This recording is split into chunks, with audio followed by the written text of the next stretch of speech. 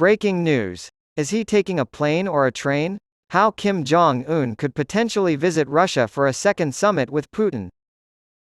It is possible that North Korean leader Kim Jong Un will travel to Russia in the same way he traveled to China in 2019, on a rattling, 20-hour ride in an armored train that is a peculiar symbol of his family's dynastic leadership. According to U.S. officials, Kim may visit Russia this month for a meeting with Russian President Vladimir Putin to advance talks on North Korean arms sales to refill Russian reserves depleted by its war in Ukraine. This would be his first foreign travel since the start of the pandemic.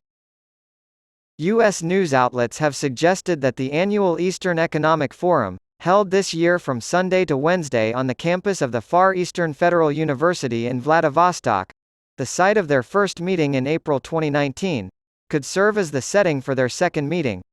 Kim has used planes more often than his famously flight-averse father, but he has also used the family's armored train for his meetings with Vladimir Putin, China's Xi Jinping, and the then President of the United States, Donald Trump, in 2018 and 2019. Gleb Karakulov, a defector from Putin's secretive elite security service, claims that since Putin's decision to invade Ukraine in early 2022, the Russian president prefers to avoid airplanes and instead travel on a special armored train. The day-long journey from Pyongyang, the North Korean capital, over the country's aging railways along the east coast, and across a border river into Russia was necessary for Kim's earlier meeting with Putin. Kim made 4 trips to China in 2018 and 2019 to meet with Xi, twice taking a train and twice flying in a private jet made in Russia. According to reports, his personal jet was deemed unsafe prior to his first summit with Trump in June 2018, so he had to borrow a Chinese Boeing 747 to get to Singapore. Kim rode his train for 2.5 days to get to Hanoi, Vietnam for his second meeting with Trump in February of 2019. Kim's high-stakes diplomacy with Trump, in which he tried to trade nuclear weapons for economic benefits, was framed by his meetings with Xi and Putin. The Hanoi summit between Kim and Trump was a failure for diplomacy. Kim hasn't met any foreign leaders since he shut down his country's borders in early 2020 to prevent the spread of the COVID-19 pandemic.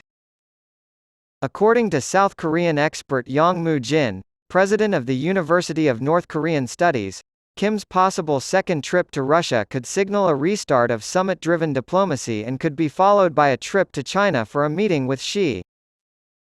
During his 17 years in power, Kim Jong-il's father took about a dozen trips abroad, almost all of them to China.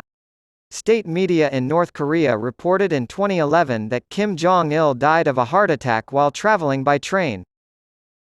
A Russian official named Konstantin Pulikovsky, who traveled with Kim Jong-il for 3 weeks to Moscow the previous year, wrote about the trip in 2002. He claimed that the train was stocked with expensive French wine and that passengers could dine on live lobster and pork barbecue. However, safety on board the train would be of paramount importance. There are 90 special carriages in total, and 3 trains run in tandem when a North Korean leader is on the move, as reported by South Korean media outlets. An advance train to check the rails, the train carrying the leader and his immediate entourage, and a third train behind for everyone else. In order for a leader to issue orders and view updates, modern communication tools and flat-screen TVs have been installed.